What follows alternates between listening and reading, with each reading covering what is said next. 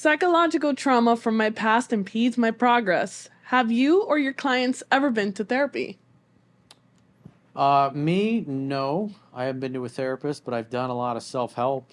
That's that's how I learned this stuff, is that whenever I had, whether it was a problem in business or life or management or entrepreneurship or relationship, I always sought a solution. And oftentimes in life, it's like if you can't find a way, you gotta make a way. It's like there was a quote, I can't remember who said it. It says, "Do not go where the path may lead.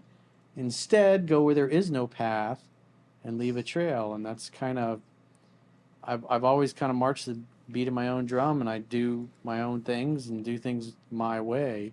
So, but yeah, I have a lot of clients, a lot of people I see in the comments are in therapy. And the important thing, whether it's a therapist for yourself or your couples therapy, is that the number one most important thing is you got to find a therapist that you like and that you jive with, especially if you're doing couples therapy.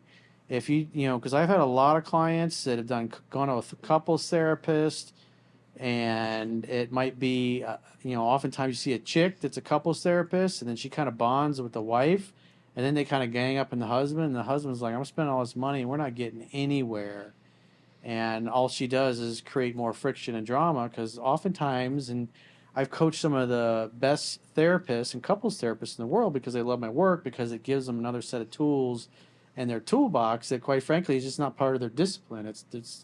It's a set of knowledge and skills and mindsets and self-help that's just not part of it, but it really helps them, especially when they're working with a husband and wife, and the husband's acting like a bitch, and they can teach the man how to be more masculine, so the wife feels safe, and how to open her up and help her be feel heard and understood, so she wants to start having sex with him, versus therapists that don't understand this stuff. And because I've had friends that when their marriages were in trouble, go to a couples therapist, and the therapist is basically begging the wife, "Please sleep with your husband," and because you haven't had sex in years, and it's like she's turned off, and she doesn't know how to tell the husband what behaviors to exhibit, what to say, how to be the leader in the household, because it's just something that's not part of what they do or what they know. So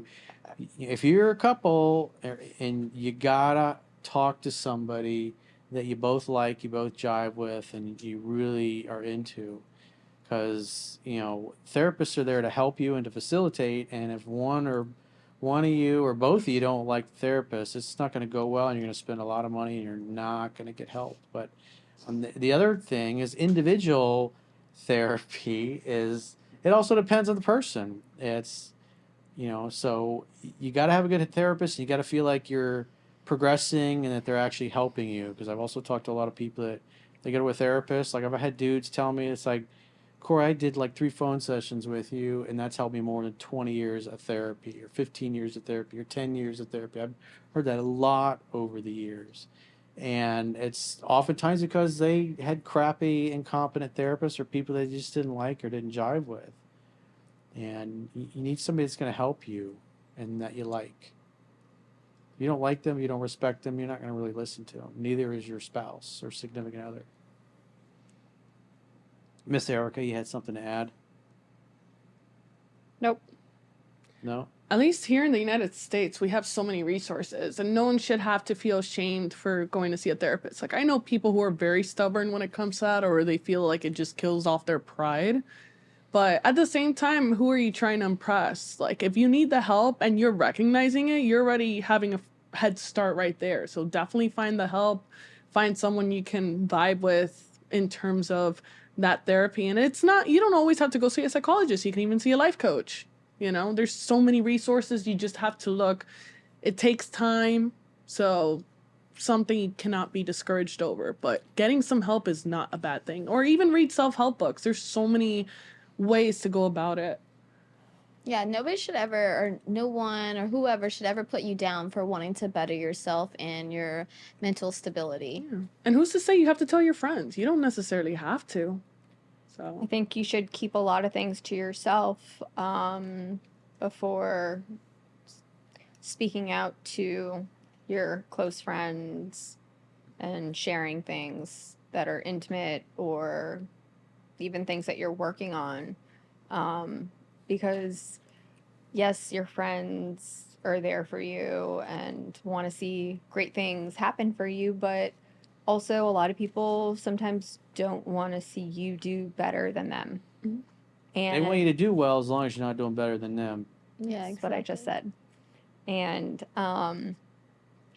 it's a bitter truth. Not really. So